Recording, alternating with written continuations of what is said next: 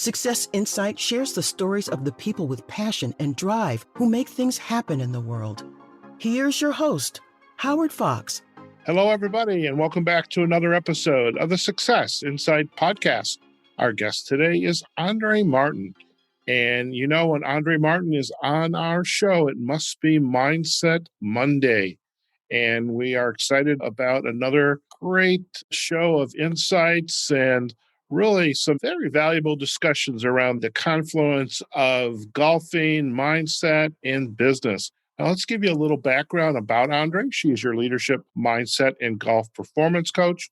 She's an LPGA Class A Life member, a nationally recognized top 50 golf teacher and expert, and a member of the Maine Golf Hall of Fame. Recognizing golf's value as a business tool in today's competitive marketplace, Andrée works with individuals, groups, corporate, or organizational clients to create educational and team-building programs that enhance the professional success of aspiring executives. Andrée, welcome back to the Success Insight podcast.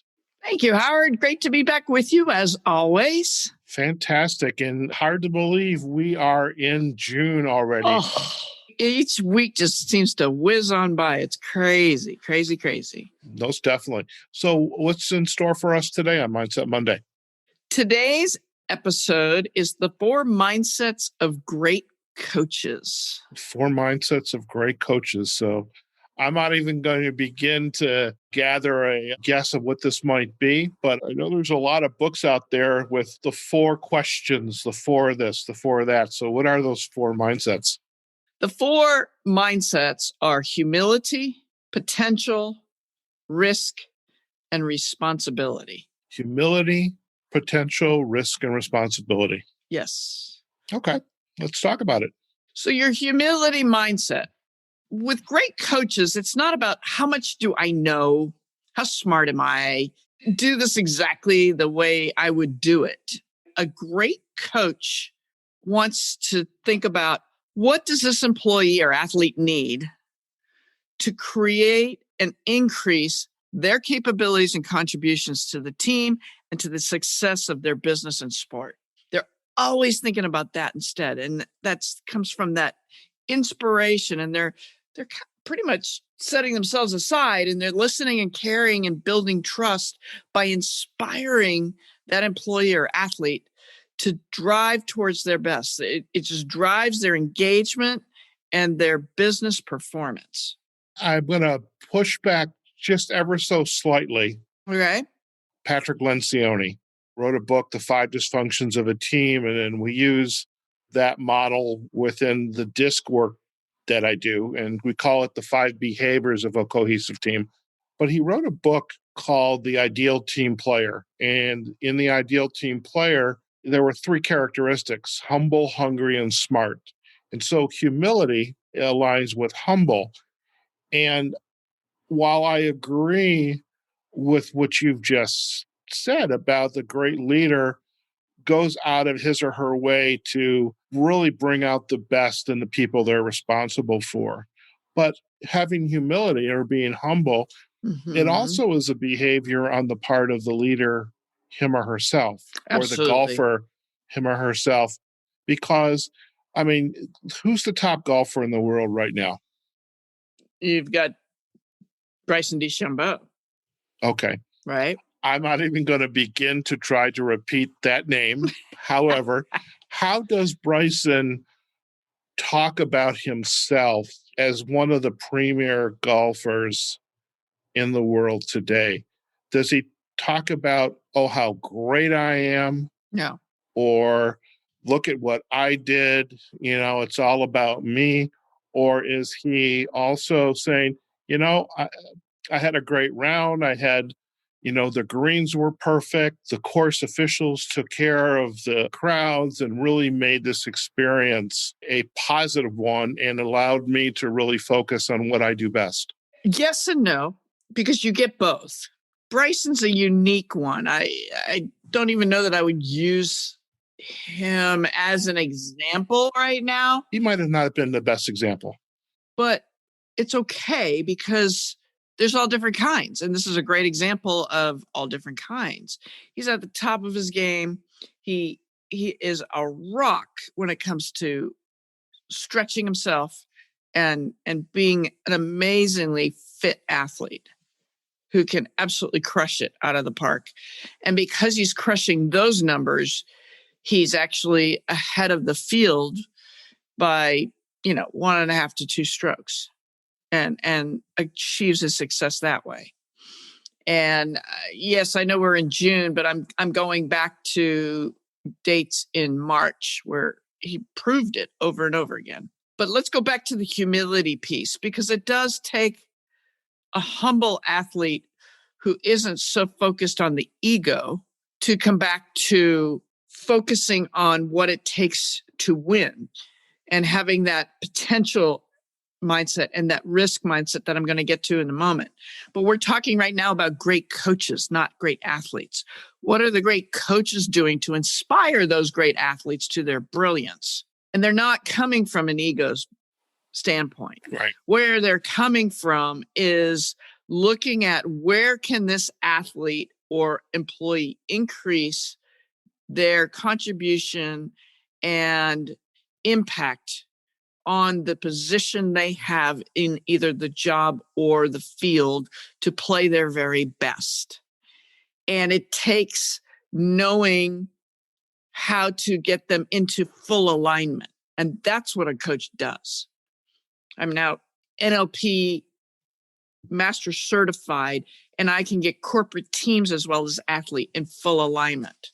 Their values are all lined up in the top 5 so that everybody works as a cohesive unit in teams. When it comes to that individual athlete, it's about getting rid of all their negative beliefs, negative emotions, limiting decisions, all the patterns that are holding them back, and inspiring them into their brilliance to perform with the humility. And yes, it takes us into the number 2, which is potential mindset. Okay. Everybody is capable, and it is about will versus skill, some would say. I would say and skill.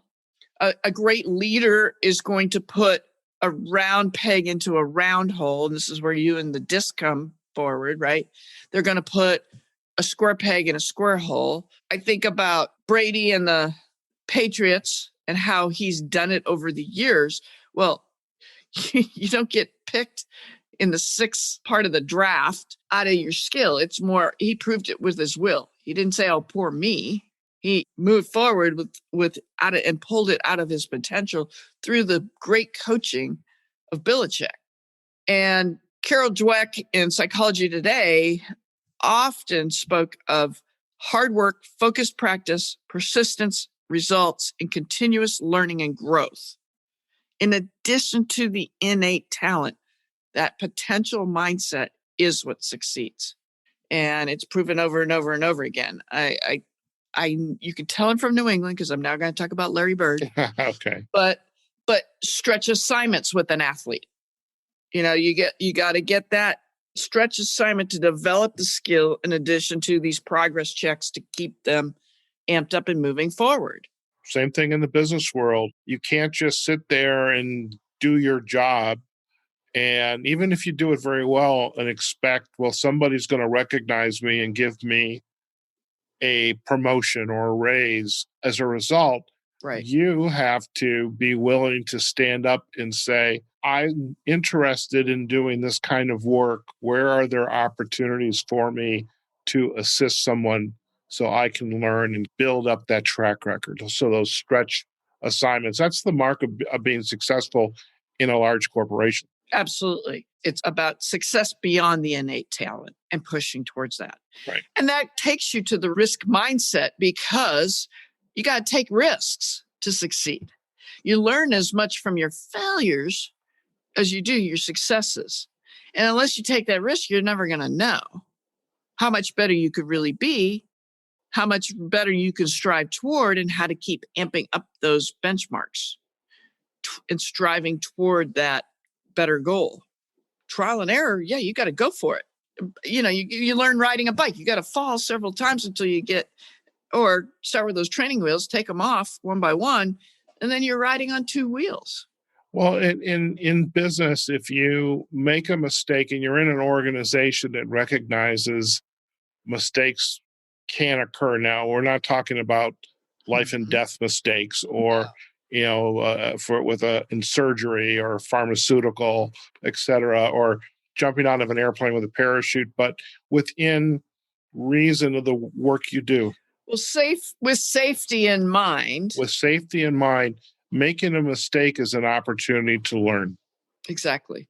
And that's an important part of an organization's culture is you don't get cut off at the knees because you made a mistake. Exactly. And good coaching supports this risk reward opportunity. And they know when to push the boundaries and calibrate the attention and support that the employee or athlete needs. Great. So push up, get up, do it again. When you fall, celebrate, and then plan the next big win. Excellent. Right? And that takes us into the responsibility mindset as well. So you don't want to make excuses, you make results, right? Blame doesn't work. You've got to own up, shut up, focus, and do. Excellent. And it is all about the choices you make. Poor me, poor me. What are you going to get? More poor me, poor me. Yeah, and that's not taking responsibility. No, we all know that. But it's like, okay, recognize it. And how are you going to get yourself in a better place? I'm working with individuals now who are in transition and they are actively interviewing for new opportunities. And, a good question, not only for the individual, but also for this individual to ask the organization that's doing the hiring is how are mistakes responded to? And how does the organization take responsibility for its actions, its decisions, whether it went well or didn't go well, and what are the expectations for me? Or if I receive a question, what happens when you were on a project and it didn't go well? And maybe it could have gone better, could have been something you needed to do. How did you handle that? And that's a big part of the behavioral interviewing that takes place. Yeah. It's about pushing forward. It's like knocking the golf ball in the hazard and you're coming down the stretch. You're one shot in the lead. How do you manage yourself, pull it together to still maintain, to keep yourself winning? I think of Tiger coming back from surgery of his back, his knee, his family situation. I mean, now he's still pulling out of it. He's still going to push forward. Do we know he's going to come back to full competition? No, but it takes a lot of strength and mindset to do that. Sure. And it takes a lot of taking responsibility to own up to what has occurred in your life when everything seems to be going the wrong direction, to keep coming forward. And that's another thing to those folks with that are in transition. And any of you listening today, when you're in transition, you've got choices. How are you going to be responsible for yourself and the opportunities that lie ahead? Or are you going to look at what isn't happening? Right. Everything's a choice. What are you going to do? You make success your greatest accomplishment today, or are you going to go the other way? Right? Of course. Go for the gold. Don't settle for silver. Always go for the gold and don't settle for silver. And then the last comment I'd like to make is great coaches coach so well that the employee and athlete doesn't even know they're being coached. This is a sign of greatness. They don't know they're being coached. They don't know they're being mentored. The employee and individual just knows they're growing, learning. And it's really about the journey anyway, isn't it, Howard? Yeah. And bettering along the way and keep going. It's interesting. There's going for that gold. Of course. And there's a book, The Leadership Challenge by James Kouzes and Barry Posner. And great leaders, it's not a here, look at me, because that gets back to the humility or being humble, but they put into practice behaviors at all steps of the business continuum or professional continuum. They're modeling the way, they're inspiring people. They're challenging people, enabling people, and encouraging people. And great leaders, all of those behaviors become very natural, so Yep. that the staff member, the employee, all they can think about is how that leader made them feel Right. in the end. You're absolutely right. Very good. Very good.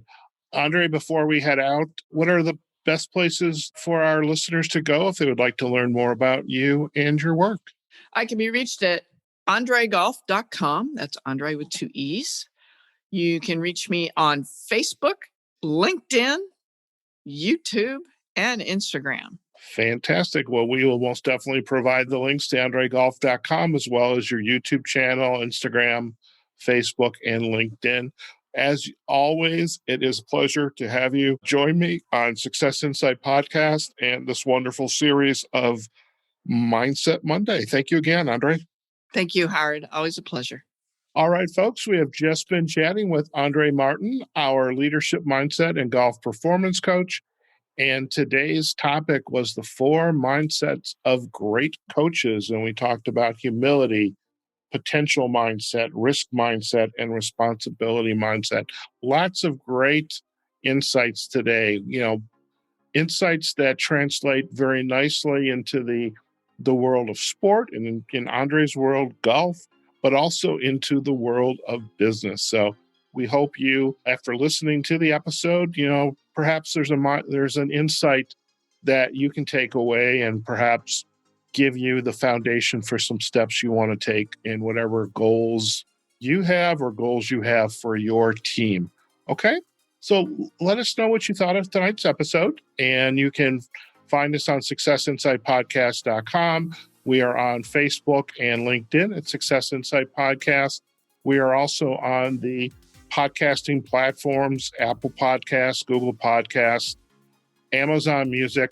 And as we had said a few minutes ago, on Spotify, which is one of our major podcasting platforms, but also we have a playlist devoted solely to our Mindset Monday episodes with Andrée, and we will provide a backlink to the playlist as well. And we're also on the other major podcasting platforms, Pandora and iHeart Radio, and we're also on YouTube. Okay, folks, wherever you are, whatever you're doing, go out there, have a phenomenal day, and we will see you on the next episode of the Success Insight Podcast. Take care now.